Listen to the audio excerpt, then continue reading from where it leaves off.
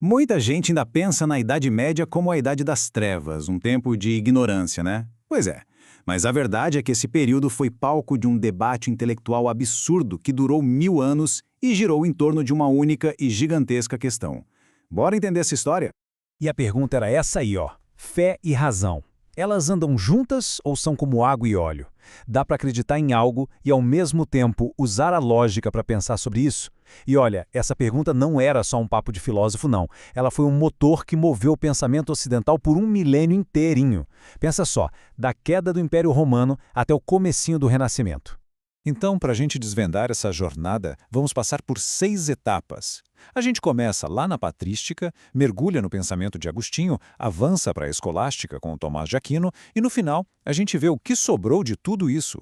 Nosso primeiro capítulo é a patrística. Esse foi o momento em que os primeiros grandes pensadores cristãos olharam para trás, para a filosofia dos gregos, e em vez de verem um inimigo, eles pensaram, opa, peraí, isso aqui é uma caixa de ferramentas incrível para a gente construir a base da nossa fé. O nome patrística já dá a dica, né? Vem de patris, que em latim significa pais.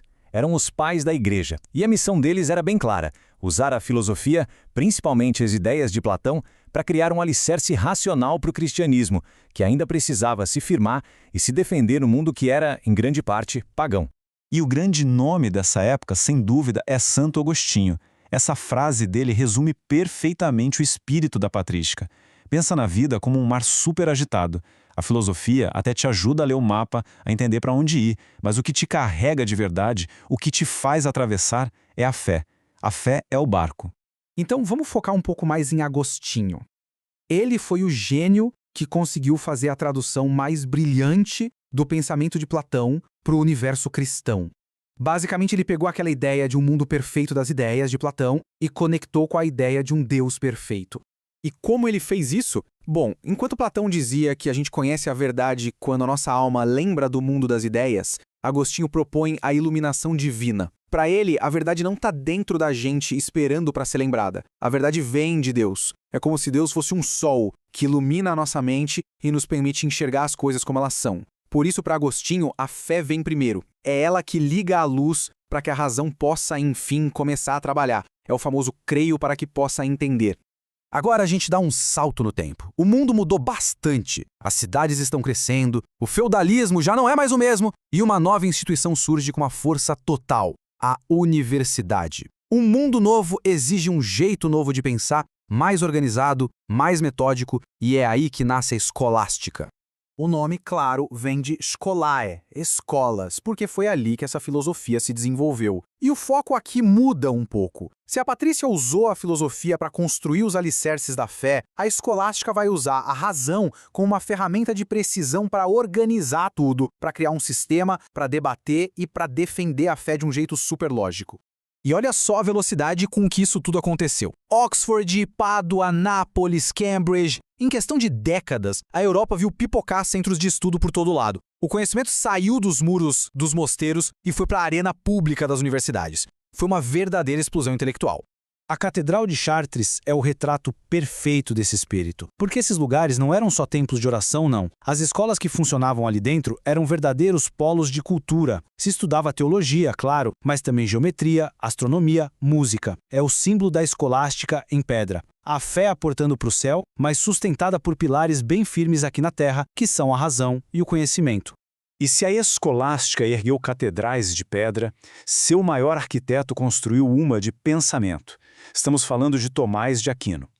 A missão que ele se deu foi simplesmente monumental e, na época, super revolucionária: juntar a fé cristã com o pensamento de Aristóteles, um filósofo pagão que tinha acabado de ser redescoberto na Europa.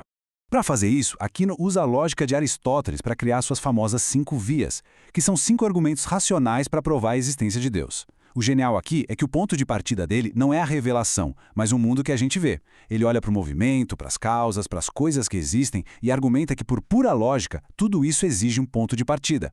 Tem que ter um primeiro motor, uma primeira causa. A razão, segundo Aquino, nos leva pela mão até a porta da fé. Esse quadro aqui resume a grande virada. Para simplificar, pensa assim. Agostinho com Platão parte de cima para baixo. Ele começa com Deus iluminando a mente para poder entender o mundo. Já Tomás de Aquino, com Aristóteles, faz o caminho inverso, de baixo para cima. Ele parte do que a gente vê e toca para, através da razão, chegar em Deus. Para ele, fé e razão são dois caminhos diferentes, mas que no final chegam no mesmo lugar, a verdade. Essa grande harmonia, criada por Tomás de Aquino, foi o auge da escolástica. Mas, como toda boa história, esse não era o final. A relação entre fé e razão estava prestes a mudar de novo, e de forma radical.